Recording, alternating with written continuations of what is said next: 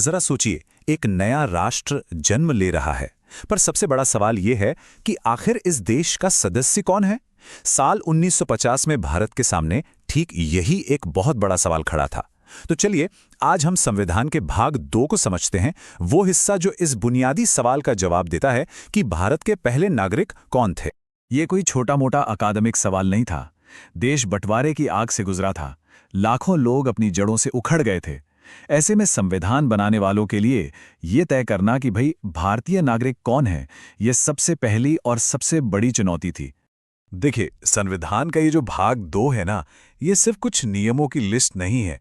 ये उस उथल-पुथल के दौर में एक राष्ट्रीय पहचान की नींव रखने की कोशिश थी।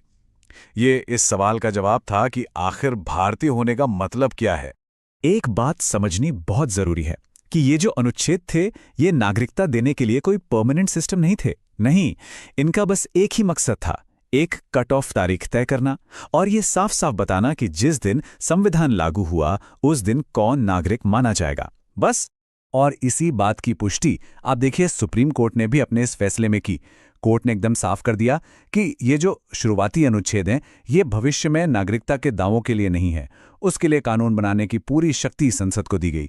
तो सवाल ये उठता है कि अगर ये अनुच्छेद सिर्फ एक बार के लिए थे, तो फिर पहले दिन नागरिकता मिली किसे? इसका जवाब हमें मिलता है अनुच्छेद 5 में, जो नागरिकता का सबसे बेसिक, सबसे बुनियादी नियम बताता है। तो देखिए, अनुच्छेद 5 ने एक सबसे जरूरी शर्त रखी और वो थी अधिवास यानी डोमिसाइल की। मतलब उस व्यक्ति का भारत में स्थायी निवास होना चाहिए। और इसके साथ साथ 3 और शर्तों में से कोई एक पूरी करनी होती थी। या तो व्यक्ति का जन्म भारत में हुआ हो, या फिर उसके माता पिता में से किसी एक का जन्म भारत में हुआ हो, या वो संविधान लागू होने से ठीक पहले कम से कम 5 साल से भारत में रह रहा हो। अब ये जो शब्द है अधिवास, ये बहुत जरूरी है। इसका मतलब सिर्फ ये नहीं है कि कोई कहीं रह रहा है, नहीं, इसका सीधा ताल्लुक इरादे से है।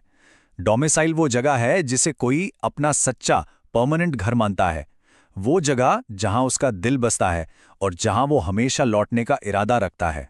इस केस में अदालत के फैसले ने इस बात को और भी साफ कर दिया।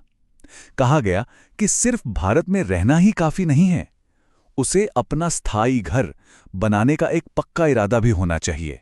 और यही इरादा, यही इंटेंशन नागरिकता की नींव बना। लेकिन हमारे संविधान को सिर्फ एक सामान्य नियम ही तो नहीं बनाना था, उसे देश के बंटवारे के जो गहरे घाव थे उनको भी देखना था।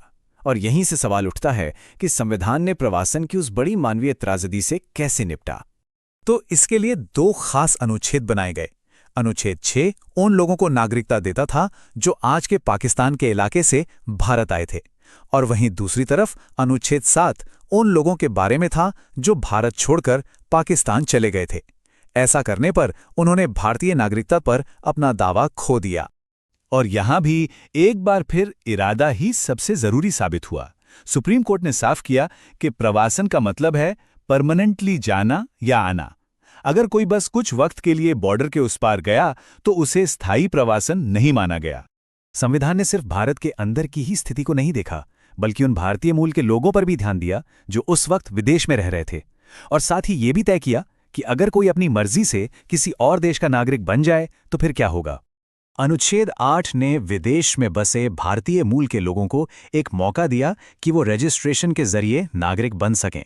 और वहीं अनुच्छेद 9 ने बिल्कुल 2 टूक शब्दों में कह दिया कि अगर कोई व्यक्ति अपनी इच्छा से किसी दूसरे देश की नागरिकता ले लेता है तो उसकी भारतीय नागरिकता अपने आप खत्म हो जाएगी।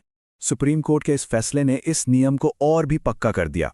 तो मुद्दा यह है कि भारत में दोहरी नागरिकता के खिलाफ जो स्थिति थी वो शुरुआत से ही एकदम साफ थी।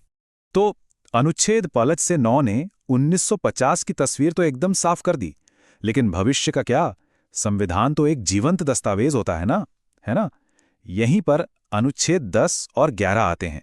ये नागरिकता के कानूनों के लिए भविष्य का ढांचा तैयार करते हैं। ये पूरा क्रम हमें दिखाता है कि संविधान ने कैसे एक डायनामिक सिस्टम बनाया। अनुच्छेद 10 ने ये पक्का किया कि नागरिकता के अधिकार बने रहेंगे, जबकि अनुच्छेद 11 ने भविष्य में नागरिकता से जुड़ा कोई भी कानून बनाने की सारी शक्ति संसद को दे दी। और इसी शक्ति का इस्तेमाल करके 1955 का नागरिकता अधिनियम बना और हमारी अदालतें समय समय पर उसकी व्याख्या करती रहती हैं। ये सारणी इन सभी टुकड़ों को एक साथ जोड़ती है। अनुच्छेद 5 से लेकर 11 तक हम एक बहुत ही सोच समझकर बनाया गया ढांचा देखते हैं। हर अनुच्छेद का एक खास काम था, पहले नागरिकों को परिभाषित करने से लेकर आने वाली पीढ़ियों को कानून को आकार देने का अधिकार देने तक। संविधान ने 1950 में एक मजबूत नींव तो रख दी, लेकिन अनुच्छेद 11 जो संसद को कानून बदलने की शक्ति देता है, वो एक बहुत गहरा सवाल हमारे सामने छोड़ जाता है। ये शक्ति ये तो तय करती है कि नागरिकता के कानून वक्त के साथ बदल सकते हैं, विकसित हो सकते हैं, पर यह हमें सोचने पर भी मजबूर करती है कि बदलते समय, बदलते समाज और बदलती राजनीति के साथ भारतीय नागरिकता का भविष्य क्या होगा। ये एक ऐसा सवाल है जिसकी प्रासंगिकता आज भी उतनी ही है जितनी